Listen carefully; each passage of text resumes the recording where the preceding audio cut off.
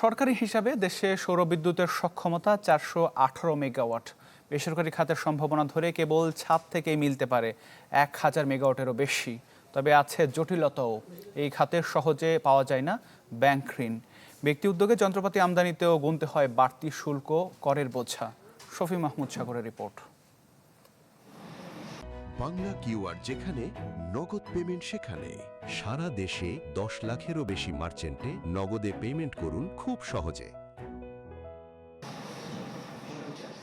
অব্যাহত জ্বালানি সংকটে কারখানায় কমছে উৎপাদন, গ্যাসের অভাবে ছন্দপতন আবাসিক গ্রাহকদের দৈনন্দিন জীবনও। মধ্যপ্রাচ্যে যুদ্ধ কিংবা মহেশখালী এলএনজি টার্মিনালের দুর্ঘটনা নতুন করে সামনে নিয়ে আসে জ্বালানি সংকটের নতুন রূপ। এমন পরিস্থিতিতে উঠে আসছে নবায়নযোগ্য জ্বালানি ব্যবহারের গুরুত্ব, যে খাতে খানিকটা মনোযোগও বেড়েছে সরকারের। তবে রয়ে গেছে চুলচেরা বিশ্লেষণের ঘাটতি। সরকারি হিসেবে বর্তমানে সৌর বিদ্যুতের সক্ষমতা 418 মেগাওয়াট, আর যুক্তরাষ্ট্রভিত্তিক গবেষণা প্রতিষ্ঠান IEEF এর মতে ছোট বড় সব প্রকল্প মিলিয়ে দেশের ছাদভিত্তিক সৌর বিদ্যুতের সক্ষমতা দাঁড়িয়েছে প্রায় 1000 মেগাওয়াটে। গ্রামে গঞ্জেও রুফটপ সোলারকে দ্রুততার সাথে এক্সপান্ড করা উচিত। হ্যাঁ, লোকজনকে মোটিভেট করা উচিত যে যেন রুফটপ সোলারে তারা যায়। এই যে বিদ্যুতের ক্রাইসিস আছে সেটা মিটিগেট করতে গেলে অবভিয়াসলি রুফটপ সোলার সিগনিফিকেন্টলি ভূমিকা রাখবে, কিন্তু তাতে গ্রামের লোকজনকে আকৃষ্ট করতে হবে এবং তাদের যে খরচটা, এই খরচটা যদি কমাতে হয় তাহলে আমদানি শুল্ক কমালে কিছুটা খরচ কমবে।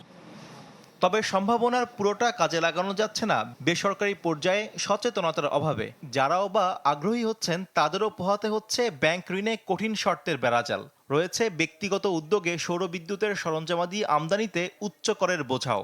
সোলার ট্রান্সফরমেশন করতে চায় তাহলে তার জিরো ডিউটি করে দেন আপনি, তাতে তো ইকোনমিক অপরচুনিটি গেইন বেড়ে যাচ্ছে। হয়তো আপনার ফাইন্যান্সিয়ালি ট্যাক্স কমতেছে কিন্তু ইকোনমিক অপরচুনিটি অনেক বেশি বেড়ে যাচ্ছে। যেমন এক্সপোর্ট যদি বাড়ে, সরকারের যে এমপ্লয়মেন্ট বার্ডেনটা, সোসাইটিতে কনজাম্পশন বেড়ে যায়, তাহলে আলটিমেটলি ট্যাক্স তো অন্যভাবে আপনি উপার্জন করা সম্ভব। চ্যালেঞ্জটা দেখতে পাচ্ছি। নবায়নযোগ্য জ্বালানি থেকে 2030 সালের মধ্যে 10,000 মেগাওয়াট বিদ্যুৎ উৎপাদনের লক্ষ্য নিয়ে কাজ করছে সরকার, যা পূরণে গ্রাহক বান্ধব নীতি করার পরামর্শ বিশেষজ্ঞদের। কোঅর্ডিনেশন গ্যাপ মনে হচ্ছে, আমি দেখতে পাচ্ছি না যে। শফি মাহমুদ সাগর, চ্যানেল 24, ঢাকা।